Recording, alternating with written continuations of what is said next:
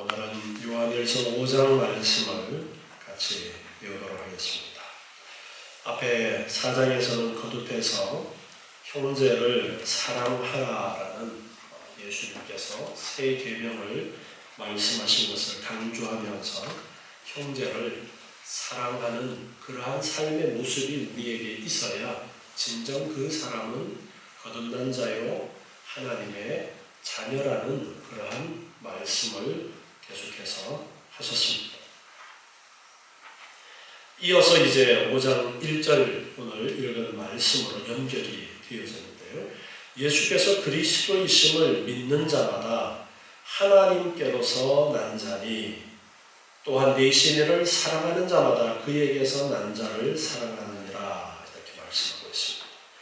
예수님이 그리스도이심을 믿는 사람은 바로 하나님의 자녀다라는 말씀을 하고 있습니다. 앞에 4장 21절의 의미를 반복해서 말씀하시는 것인데요. 그리고 하나님 아버지를 사랑하는 사람은 그분의 자녀들도 사랑한다.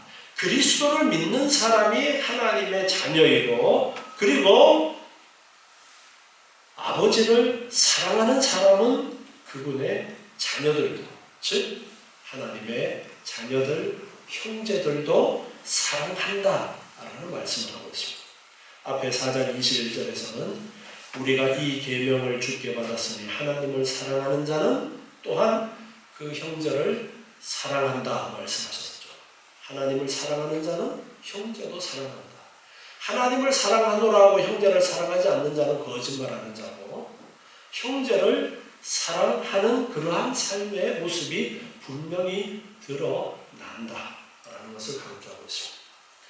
이 요한 1서 이 편지를 사도 요한이 써서 보낸 중요한 동기가 교회 안에 이단 사상이 들어와서 진리를 혼란스럽게 만드는 그런 일들 때문이었습니다. 신약 성경에 기록된 많은 서신서들이 대부분 교회 안에 일어난 문제들을 바로잡기 위해서 편지를 써서 보낸 것을 볼 수 있습니다. 복음서가 예수님의 사역을 기록하면서 예수님께서 주신 말씀들을 가르쳐주는 그러한 내용을 담고 있는 반면에 서신서들은 편지들은 교회 안에 일어났던 문제들을 바로잡고 바른 길을 가르쳐주기 위해서 설교처럼 그렇게 기록되어졌던 것이 서신서들이었습니다. 당시에 교회 안에 큰 혼란을 일으켰던 영지주의적인 가르침들, 그 문제점들 중에 하나가 행함이 없다라는 것이었습니다. 그래서 사랑에는 행함이 있어야 된다. 하나님의 자녀라면은 반드시 사랑하는 그런 삶의 결과가 드러나야 된다. 마땅한 것이다. 자연스러운 것이다. 나무에 열매가 열리는 것처럼 자연스러운 것이다. 라는 말씀을 거듭거듭 반복해서 가르쳐주고 있습니다. 5장에서도 다시 한번 그 부분을 강조를 하고 있는 것인데 그리스도를 믿는 자마다 하나님께로서 났다. 요한복음 1장 12절에서 사도 요한이 요한복음에서 가르쳐주신 말씀에 보면 영접하는 자, 곧 그 이름을 믿는 자들에게는 하나님의 자녀가 되는 권세를 주셨으니 말씀하고 있습니다. 이것은 혈통으로 육정으로 사람의 뜻으로 난 것이 아니고 오직 하나님께로서 난 자들이다. 하나님께로서 난 자들이다 라는 표현을 사용하고 있습니다.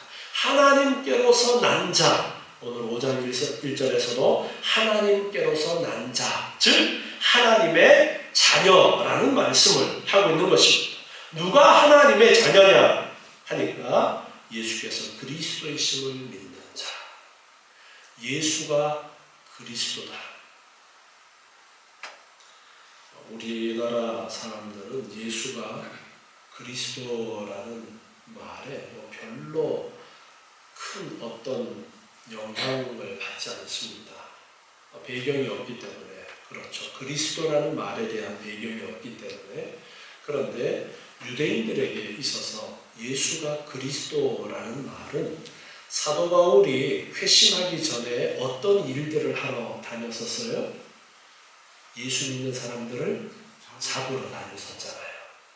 그게 유대인들의 열심이에요. 유대인들은 어떻게 예수라는 인간이 그리스도일 수가 있어? 그것은 하나님을 모욕하는 거야. 그렇게 생각했던 거예요.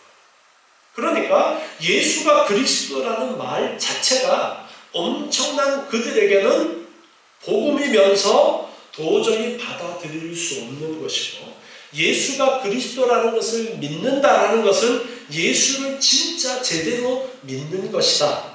그렇게 연결이 되어져요. 그런데 지금 요한 사도가 편지를 쓸 때의 교회 안에 영지주의 가르침 중에 하나가 예수는 그리스도가 아니다라는 그러한 가르침들이 있었던 거예요. 그런데 예수는 그리스도라는 것을 분명하게 사도들은 알고 있었습니다. 그렇기 때문에 예수가 그리스도라는 것을 또한 강조를 하고 성도들이 이 편지를 읽으면서 그 부분에 대한 확신을 가지기를 원하는 것입니다.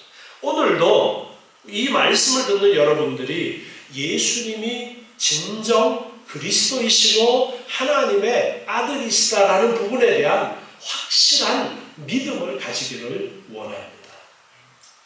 그래서 예수께서 그리스도이심을 믿는 자마다 하나님께로서 난 하나님의 자녀다라는 말씀을 하고 있습니다.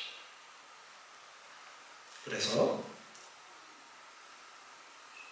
하나님 아버지를 사랑하는 사람은 또한 그 자녀들인 성도들을 사랑한다 말씀하면서 2절에 우리가 하나님을 사랑하고 그의 계명을 지킬 때에 이로써 우리가 하나님의 자녀 사랑하는 줄을 아느니라. 지금은 또한 앞뒤를 바꾸어서 2절에서 말씀하고 있어요. 하나님의 자녀 사랑하는 것을 어떻게 아느냐 하니까 하나님을 사랑하고 그분의 계명을 지킬 때에 그렇게 말씀하고 있습니다. 하나님에 대한 사랑과 형제의 사랑은 뗄 수 없는 그러한 관계입니다. 그리스도인은 하나님에 대한 사랑 안에서 형제를 사랑하며 형제 사랑 안에서 또한 하나님을 사랑합니다. 이러한 사실은 하나님을 사랑하는 것이 서로 사랑하라는 하나님의 계명을 지키는 것이다 라는 점에서도 입증이 되었습니다. 앞에 요한일서 3장 16절에서 말씀하고 있습니다. 요한일서 3장 16절에 보니까 그가 우리를 위하여 목숨을 버리셨으니 우리가 이로써 사랑을 알고 우리도 형제들을 위하여 목숨을 버리는 것이 마땅하니라. 예수님께서 우리를 위하여 목숨을 버리셨으니까 우리도 그렇게 형제들을 사랑하는 것이 마땅하다. 누가 이 세상 재물을 가지고 형제의 궁핍함을 보고도 도와줄 마음을 막으면 하나님의 사랑이 어찌 그 속에 거할까 보냐. 자녀들아 우리가 말과 혀로만 사랑하지 말고 오직 행함과 진실함으로 하자. 이렇게 말씀하면서 진정 형제를 사랑하는 사람은 하나님을 사랑하는 사람이고 하나님의 계명을 지키는 자. 그러면 하나님의 계명이 무엇이냐? 형제를 예수님이 우리를 사랑하신 것처럼 사랑해라 라는 이 말씀인 거예요. 그래서 하나님을 사랑하는 것과 형제를 사랑하는 것은 함께 어우러져 같이 가는 것이지 둘 중에 하나만 한다라는 사람은 둘 다 안 하는 것이다 라는 그런 말씀이 되어져요. 신명기 15장 7절 말씀, 우리 예전에도 보았던 말씀인데 다시 한번 보면요. 신명기의 위치에 대해서 우리가 신명기서 강의하면서 배웠죠. 모세가 이제 죽음을 앞두고 하나님께서 주셨던 그 계명과 율례를 다시 한번 강조하는 그러한 부분이 신명기서죠. 그 신명기서에서 하나님께서 주셨던 계명과 율례를 정리해서 다시 한번 가르쳐주는 부분에서 15장 7절에 보니까요. 내 하나님 여호와께서 내게 주신 땅 어느 성읍에서든지 가난한 형제가 너와 함께 거하거든 그 가난한 형제에게 내 마음을 강팍히 하지 말아라. 가난한 형제가 내 주변에 있을 때 그 가난한 형제를 강팍히 대하지 말고 그에게 선을 베풀어라 라는 거예요.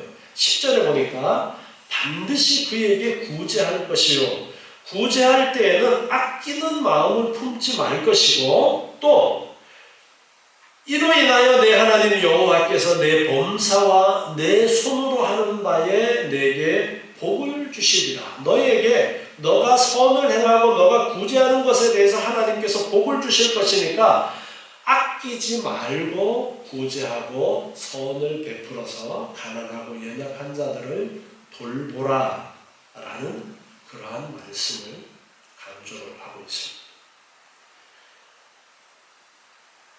애굽에서 이끌어낸 하나님의 백성들이 이제 가나안 땅에 아직 들어가지도 않은 그 시점에 하나님께서 주신 하나님의 백성들에게 가르쳐 주신 그러한 율례가 가난한 자들을 구제하라 라는 말씀이었던 거예요. 잠언 19장 17절에서는 가난한 자를 불쌍히 여기는 것은 여호와께 꾸이는 것이다 그렇게 가르쳐주고 있습니다. 그 선행을 갚아주십니다. 하나님이 꾸어가는 것과 똑같다라는 거예요. 가난한 자들을 돌보는 것에 대해서 하나님이 반드시 갚아주신다라는 것을 어떻게 표현해서 가르쳐주고 있느냐? 하나님이 나한테 돈 꾸어가는 것과 똑같다. 그렇게 표현해서 하나님이 반드시 갚아주실 것에 대해서 말씀을 하면서 하나님의 백성들의 삶의 모습에 대해서 가르쳐주고 있습니다. 이처럼 하나님께서 주신 계명, 구약 계명에도 형제들을 돌보고 형제들을 사랑하라라는 말씀을 하셨고 예수님께서도 다시 한번 강조하면서 내 이웃을 내 몸과 같이 사랑하라. 또 내가 너희를 사랑한 것처럼 너희도 서로 사랑하라 라는 이 귀한 계명을 우리에게 주신 것입니다. 그래서 이 계명을 지키는 자가 제대로 형제를 사랑하는 것이고 형제를 사랑하는 자는 곧 하나님을 사랑하는 것이다 라는 말씀을 하고 있습니다. 그런데 예수를 믿는 자가 하나님의 자녀고 하나님의 자녀들은 이렇게 하나님의 계명을 지키고 예수님의 계명을 지키면서 사랑한다라는 말씀을 하고 있는 거예요. 요한일서 5장 3절에 하나님을 사랑하는 것은 이것이니 우리가 그의 계명들을 지키는 것이라. 그의 계명들은 무거운 것이 아니다. 하나님을 사랑하는 것이 뭐냐 하니까 그의 계명을 지키는 것인데 그의 계명 지키는 것은 무거운 것이 아니다. 바리새인이나 서기관들이 주장한 율법과 계명들은 무거운 것이라고 복음서에서 그렇게 표현해서 말씀하고 있습니다. 너희가 어떻게 무거운 짐을 지우느냐?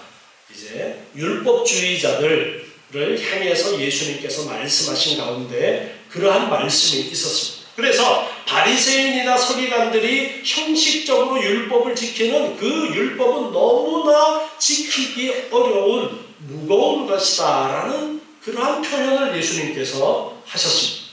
그러나 그리스도께서 주신 멍에는 쉽고 가볍다라고 마태복음 11장 30절에 또한 말씀했습니다. 예수님이 주시는 계명이 쉽고 가벼운 이유는 바로 예수님이 성도와 함께 멍에를 메고 인도해 주시기 때문입니다. 또한 그것은 사랑하는 사랑하는 분이 명령하는 것이기 때문입니다. 사랑하는 이에 대해서는 요구하는 명령 이상을 순종하고자 하는 자발적인 마음이 생기기 마련입니다. 하나님을 사랑하는 이는 그의 계명을 자발적으로 지키게 되는 것입니다. 하나님을 사랑하는 자에게는 더 이상 계명이 무거운 것이 아니라 기쁨입니다. 하나님에 대한 진정한 사랑은 하나님의 모든 명령을 기쁨으로 행하게 하는 능력을 가지고 있는 것입니다. 그렇기 때문에 계명이 결코 무겁지 않고 가벼운 것입니다. 신명기 30장 11절에서도 이렇게 말씀하고 있습니다. 내가 오늘날 내게 명한 이 명령은 내게 어려운 것도 아니요 먼 것도 아니니라. 계명을 말씀하면서 어려운 것도 아니고 먼 것도 아니다. 너가 찾아 헤맬 필요가 없는 것인데 14절에 보니까 오직 그 말씀이 내게 심히 가까워서 내 입에 있으며 내 마음에 있은즉 내가 이를 행할 수 있느니라. 하나님께서 이미 입에 마음에 그 명령을 주셨기 때문에 멀리 있는 것이 아니다. 보라, 내가 오늘날 생명과 복과 사망과 화를 내 앞에 두었나니 곧 내가 오늘날 너를 명하여 내 하나님 여호와를 사랑하고 그 모든 길로 행하며 그 명령과 규례와 법도를 지키라 하는 것이라. 이렇게 신명기서에서도 하나님의 명령을 어려운 것, 멀리 있는 우리가 다다르기 어려운 그러한 것이 아니라고 말씀하고 우리의 입과 마음에 주셨다라고 그렇게 말씀하고 있습니다. 우리와 함께 하시기 때문에 이 계명은 어려운 것이 아니라 쉬운 것이 될 수 있습니다. 우리 혼자 이것을 지켜나가야 한다면 어려운 것이지만 하나님께서 우리와 함께, 성령께서 우리와 함께 하시면서 우리의 연약함을 도와주시기 때문에 이 계명은 쉬운 것이 되어지는 것이고, 그 사랑을 알기에 사랑하는 마음으로 이 계명을 지켜나가는 것이 또한 어려운 것이 아니라 쉬운 것이 된다라고 그렇게 말씀하고 있습니다. 4절 말씀 이제 이어서 보니까요. 대저 하나님께로서 난 자마다 세상을 이기느니라. 세상을 이긴 이김은 이것이니 우리의 믿음이니라 말씀하십니다. 5장 4절부터는 새로운 주제를 말씀하고 있는데 바른 믿음에 대한 주제를 말씀하고 있습니다.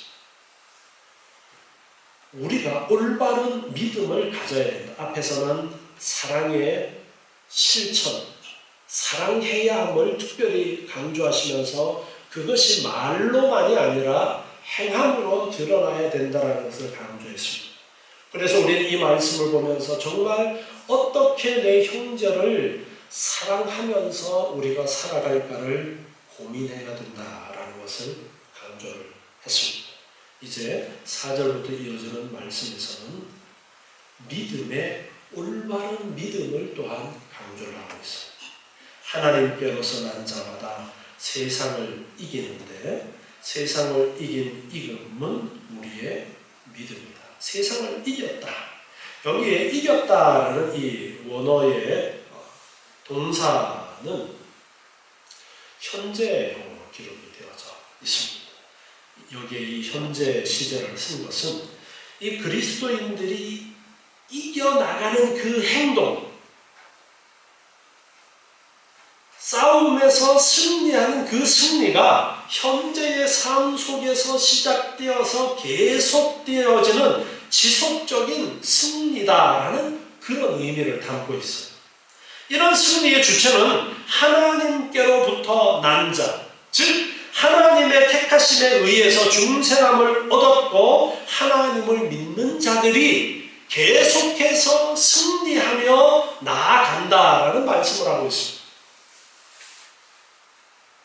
자, 하나님께로서 난 자, 여러분은 하나님께로서 난 자입니까? 네. 왜요? 우리는 예수가 그리스도이심을 믿는 자들이에요. 예수가 하나님의 아들이심을 분명하게 믿는 자들이에요. 우리는 하나님께로서 난 자들이에요. 그리고 하나님께로서 난 자들은 계속해서 세상을 이기면서 살아갑니다.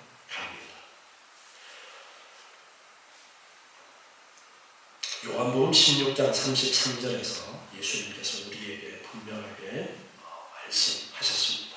이것을 너희에게 이름은 너희로 내 안에서 평안을 누리게 하려 함이라. 세상에서는 너희가 환난을 당하나 담대하라. 내가 세상을 이겼노라.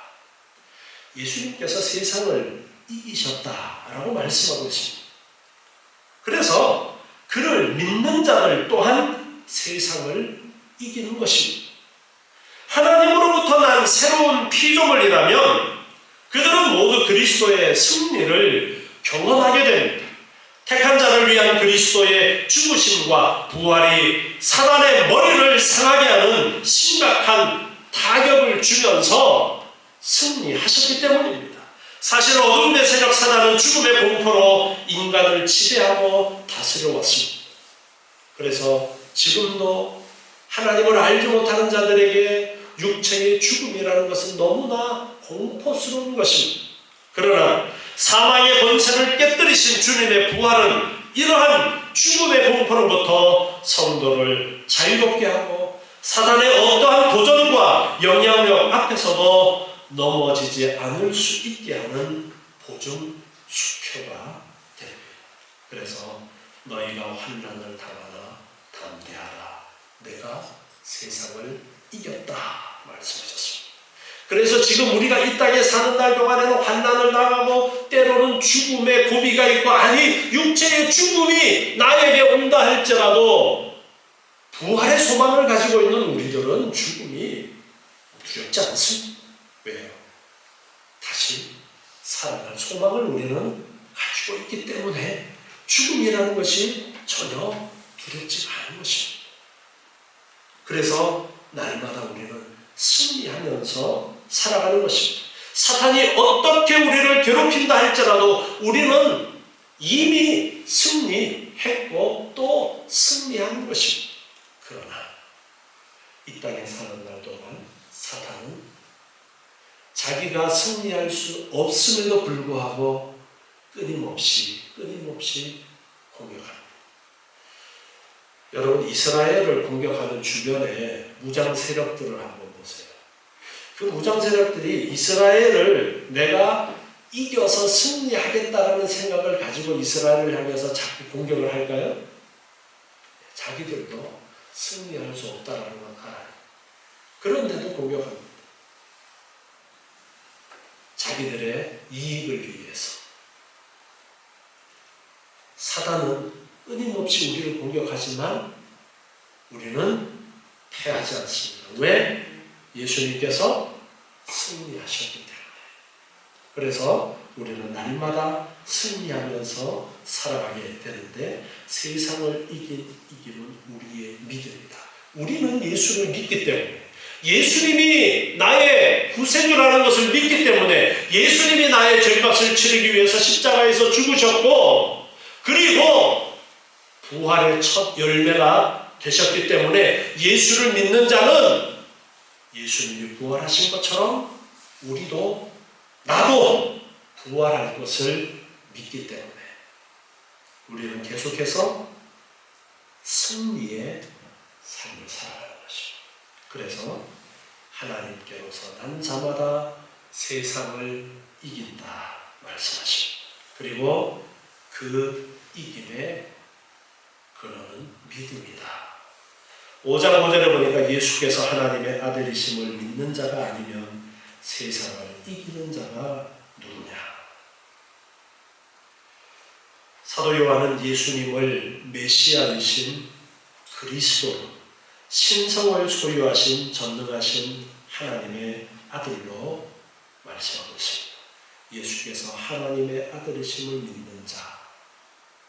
앞에서는 예수를 그리스도로 믿는 자 말씀하셨는데 예수께서 하나님의 아들이심을 믿는 자 말씀하고 있습니다.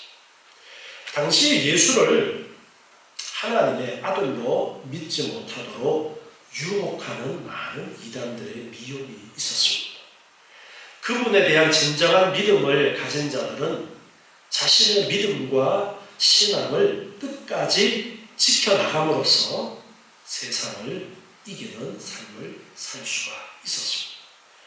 지금도 우리가 예수를 믿고 나아가는데 주변에 많은 미혹들이 있습니다. 여러분, 요즘 예수를 제대로 믿으려고 하면 참 주변에 유혹이 너무나도 많습니다.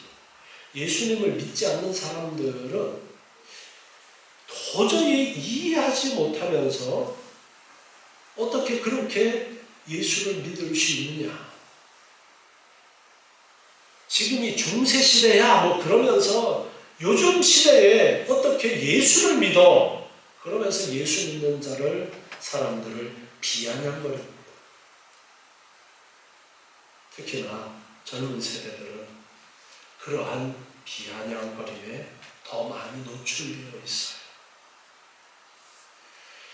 그럴 때에 여러분은 흔들리지 않는 믿음을 가져야 돼요.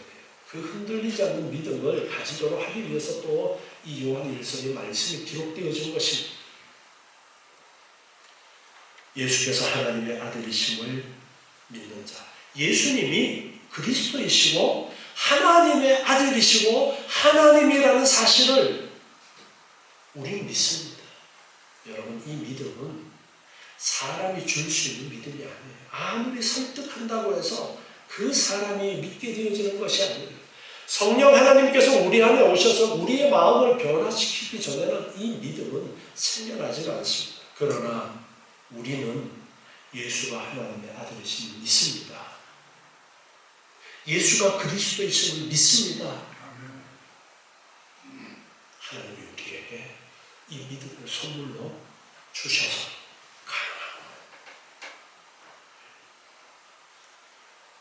이런 사람은 세상을 이깁니다. 세상에 어떤 유혹이 있어도 우리는 하나님의 아들 예수 그리스도를 믿습니다.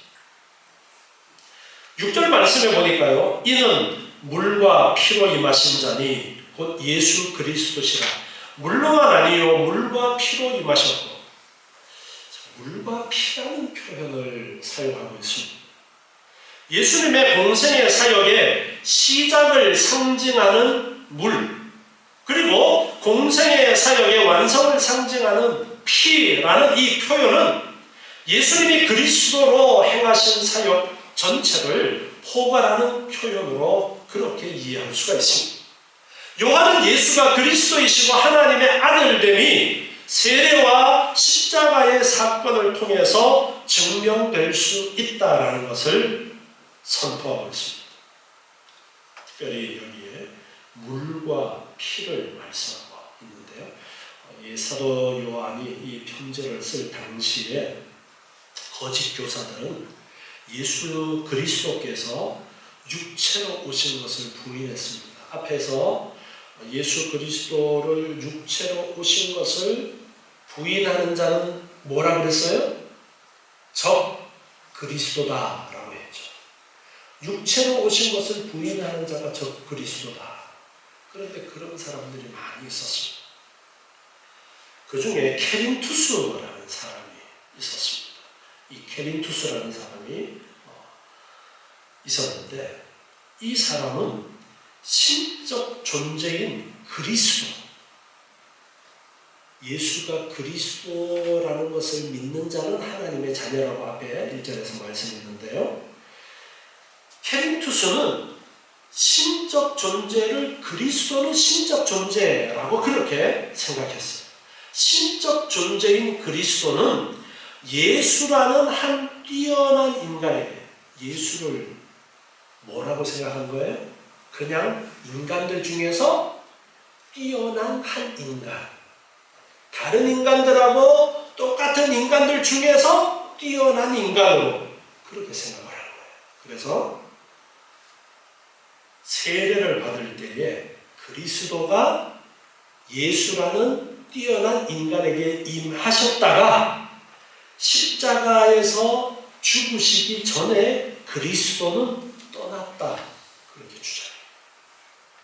그러니까 예수님이 하나님의 아들이신 예수님이 사람의 몸을 입고 이 땅에 오신 그것을 부정하는 거예요. 그저 어떤 한 뛰어난 사람에게 그리스도가 임했다라고 그렇게 생각하니까 예수님이 그리스도이심도 부정하는 거예요. 이런 주장에 따르면 예수와 그리스도는 별개의 존재입니다. 예수를 그리스도로 믿는 기독교인들의 신앙은 그야말로 오류의 신앙이 되어버리고 마는 것입니다. 그러나 사도 요한은 그러한 거짓 교사들의 주장과 달리 다른 믿음은 예수께서 하나님의 아들 곧 그리스도이심을 믿는 믿음이다라고 그렇게 지금 가르쳐주고 있습니다. 그리고 그러한 선언에 이어서 예수께서 육체로 오신 그리스도이심을 입증하는 증거를 제시하면서 물과 피로 임하신 그리스도 그렇게 말씀하고 있습니다. 이것은 세례뿐 아니라 십자가에서의 죽음을 역사 속에서 실제로 겪으신 그리스도라는 거예요. 그래서 예수 그리스도는 물로 세례받을 때에도 예수 그리스도께서 물로 세례 요한에게 세례를 받은 것이고 십자가에서 죽으실 때도 예수 그리스도가 십자가에서 죽으신 것이다. 그래서 예수는 그리스도이시다.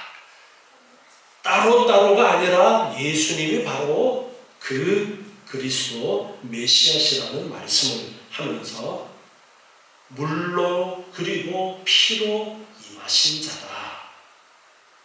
예수 그리스도가 바로 물로만이 아니요 물과 피로 임하셨다는 표현을 여기 쓰게 된 것이 바로 이 케니투스 같은 그런 그리스도가 예수라는 한 인간에게 임했다가 죽기 전에 떠났다라는 그러한 가르침이 당시에 퍼져 있었기 때문에 그래서 물과 피라는 이 말을 사용해서 그리스도는 물로만이 아니라 피로도 임하신 그런 분이다라는 것을 여기에서 말씀하고 있습니다. 그래서 7절에 증거하는 이는 성령이시니 성령은 진리니라. 여기에 증거하는 이로 번역된 이 단어는 법적 용어를 사용하고 있습니다. 어떤 사실을 공적으로 증언할 때 사용하는 그런 단어인데요. 성령이 친히 예수가 그리스도이시요 하나님의 아들 되심을 증언하는 사역을 하고 있다라고 말씀하고 있습니다. 특히 시제를 현재 분사 형태를 사용해서 그 증거의 사역이 지금도 계속되고 있다라는 것을 나타내고 있습니다. 예수께서 세례를 받으실 때 성령이 비둘기같이 그 위에 임했습니다. 십자가에서 돌아가실 때 구원받은 오른편의 강도와 백부장의 고백 또한 성령에 보이지 않는 역사로 말미암아 이루어진 일입니다. 그리고 사도들과 전도자들의 복음 전파 역시 성령의 권능에 의해서 가능한 사역입니다. 이처럼 성령은 전도자들을 통해서 계속해서 예수 그리스도를 증거하는 일을 하고 계신 거예요. 그래서 증거하는 이가 법적으로 공증해주는 이가 바로 성령이시다라고 그렇게 말씀하면서 성령이 진리라고 말씀합니다. 예수님께서도 성령이 진리라고 분명하게 우리에게 가르쳐 주셨는데 성령은 진리의 영이기 때문에 예수가 그리스도이심을 증거한다. 그렇게 말씀합니다. 8절에 증거하는 이가 셋이니 성령과 물과 피라. 또한 이 셋이 합하여 하나입니다. 증거하는 이가 하나 둘이 아니라 셋이다. 그래서 성령과 물과 피라. 모세율법에 따르면 증언의 법적 효력은 증인이 둘 이상 있어야 됐습니다. 그런데 성령, 물, 피, 이 세 가지 중요한 증거들이 예수가 하나님의 아들 되심에 대해서 명백하게 증거하고 있다라고 가르쳐주고 있는 것입니다. 이 셋이 합하여 하나다. 이 셋이 같은 말을 하고 있다는 거예요. 같은 증거를 하고 있다는 거예요. 예수가 그리스도이시고 예수가 하나님의 아들이시다. 이 증거를 하고 있다는 것입니다. 만일 우리가 사람의 증거를 받을 텐데 하나님의 증거는 더욱 크도다. 사람들도 두 사람 이상 증인으로 서면은 그 증거를 인정하고 받아들이는데 하나님의 증거는 더욱더 크도다. 하나님의 증거는 이것이니 그 아들에 관하여 증거하신 것이다. 하나님이 어떻게 증거하십니까? 예수님께서 세례를 받으실 때에 마태복음 3장 16절에 보면요, 마태복음 3장 16절에 예수께서 세례를 받으시고 곧 물에서 올라오실 새 하늘이 열리고 하나님의 성령이 비둘기같이 내려 자기 위에 임하시는 곳이더니 하늘로서 소리가 있어 말씀하시되 이는 내 사랑하는 아들이요 내 기뻐하는 자라. 하나님께서 친히 이렇게 증거하셨습니다. 마태복음 17장 5절에 보면은 변화산에서 변화되셨을 때에 역시 하나님의 음성이 들립니다. 말할 때에 호련히 빛난 구름이 저희를 덮으며 구름 속에서 소리가 나서 가로되 이는 내 사랑하는 아들이요 내 기뻐하는 자니 너희는 저의 말을 들으라. 이렇게 하나님께서 직접 증거하신 증거들이 있습니다. 10절에 요한일서 5장 10절을 보니까 하나님의 아들을 믿는 자는 자기 안에 증거가 있고 하나님을 믿지 아니하는 자는 하나님을 거짓말하는 자로 만드는 자니. 하나님의 아들을 믿는 자는 자기 안에 증거가 있습니다.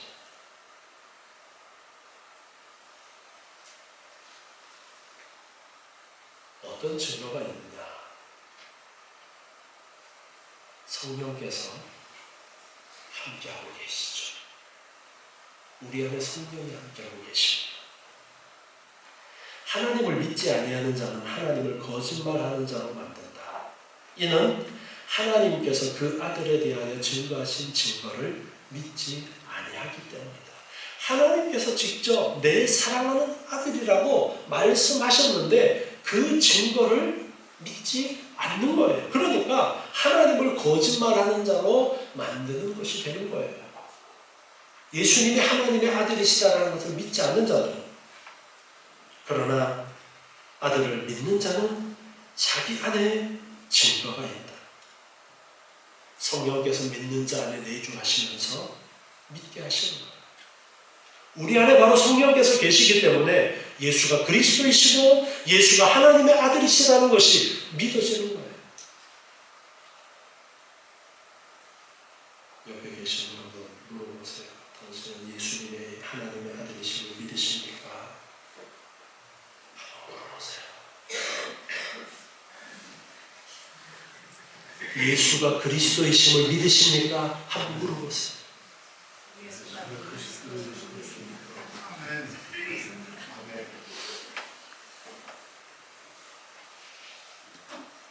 11절에 이어서 계속해서 말씀하시는데요. 또 증거는 이것이 하나님이 우리에게 영생을 주신 것과 이 생명이 그의 아들 안에 있는 것이다.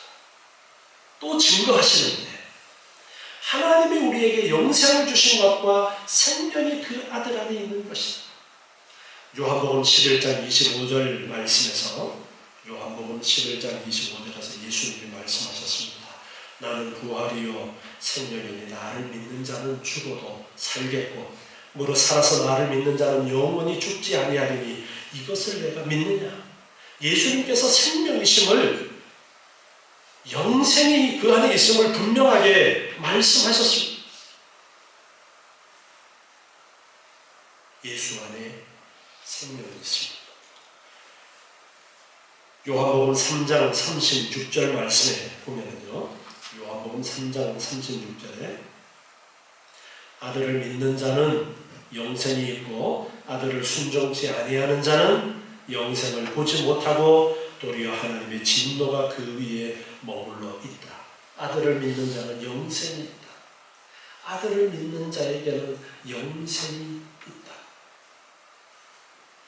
요한일서 5장 12절에 아들이 있는 자에게는 생명이 있고 하나님의 아들이 없는 자에게는 생명이 없다.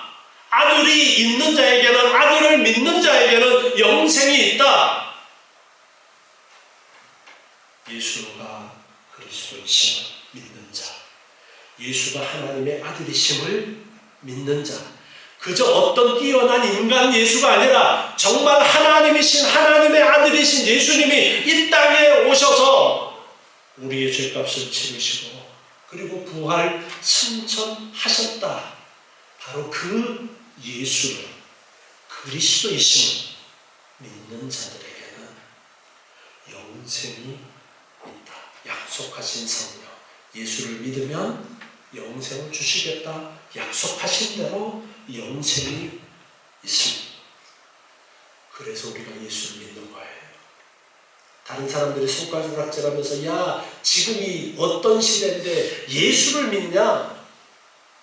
그래, 그들은 몰라요. 그들은 모르기 때문에 못 믿지만 우리는 압니다. 성령께서 우리 안에서 깨닫게 하시고 믿음을 주셔서 믿게 하십니다. 그래서 믿는 거예요. 그들에게 휘둘리지 마세요.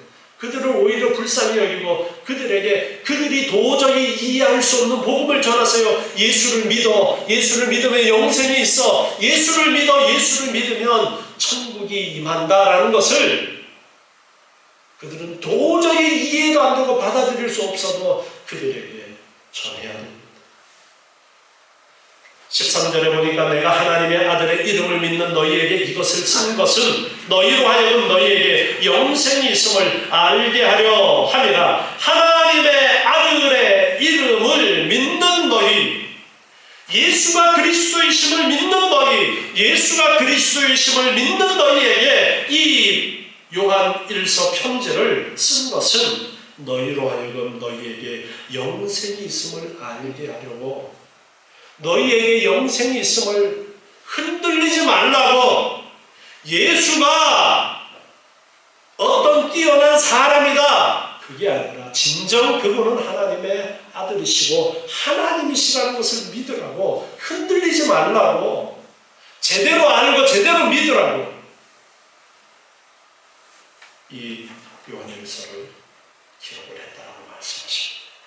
그리고 너희에게 영생이 있어. 예수 믿는 자에게 영생이 있다라는 것, 그것을 알도록 하기 위해서 우리에게, 예수 믿는 우리에게, 예수가 그리스도이심을, 예수가 하나님의 아들이심을 믿는 우리에게는 영생이 있습니다. 아멘. 여러분, 이 믿음 흔들리지 마세요. 아멘. 우리는 영생을 바라보고 살아가는 거예요. 영원한 하나님의 나라가 이미 우리에게 시작되었고 앞으로 계속해서 우리는 하나님의 나라에서 살아갈 그러한 하나님의 자녀들이라는 사실에 흔들리지 마시기 바랍니다. 누가 이상한 소리를 해서 우리를 미혹하려고 해도, 야, 수준답게 예수를 믿냐? 그래, 나는 수준이 낮아서 예수 믿어. 그래서 나는 하나님의 자녀고 하나님의 백성이. 야, 하나님이 어디 있다고 그래? 하나님 보이지도 않는데 너 정신 나갔냐? 그래, 나는 예수님에게 정신을 팔렸어. 우리 안에 성령님이 계시기 때문에 우리는 예수를 거부할 수가 없습니다. 거부할 수가 없어요. 하나님이 택하시고 성령을 주십니다. 여러분, 이 믿음에서 흔들리지 마시기 바랍니다. 엉뚱한 소리, 이상한 소리, 온갖 이단 잡설들이 들려온다 할지라도 여러분, 믿음 흔들리지 마시고 예수를 그리스도, 예수를 하나님의 아들로 온전히 믿고 그 주신 계명을 따라서 하나님을 사랑하고 이웃을 사랑하는 삶을 살기를 힘쓰는 여러분 되시기 바랍니다. 기도하겠습니다. 하나님, 감사합니다. 오늘도 주신 말씀을 통해서 예수님을 바로 알고 예수님을 바로 믿는 저희들 되게 도와주시옵소서. 성령 하나님께서 우리 안에 계시며 우리에게 믿음을 주시고 우리를 여기까지 이끌어 주시고 또한 앞으로도 영원토록 우리와 함께 하심을 믿습니다. 성령 하나님의 인도하심을 따라 살아가는 저희들 되게 하시고 하나님의 말씀에 귀 기울이고 하나님의 말씀을 따라 순종하는 저희들 되게 도와주시옵소서. 이 계명은 무거운 것이 아니라고 말씀하셨습니다. 하나님의 사랑을 알고 그 사랑 안에 있을 때에 하나님의 말씀은 결코 무거운 것이 아니요 우리에게 기쁨이 되는 그러한 말씀인 줄 압니다. 하나님의 귀한 말씀을 따라 감사와 기쁨으로 순종하는 저희들 되게 도와주시옵고 날마다의 우리의 삶 속에 하나님과 동행하는 참된 기쁨과 즐거움이 감사가 넘치는 삶을 살아가는 저희들 되게 도와주시옵소서. 예수님의 이름으로 기도드리옵소서.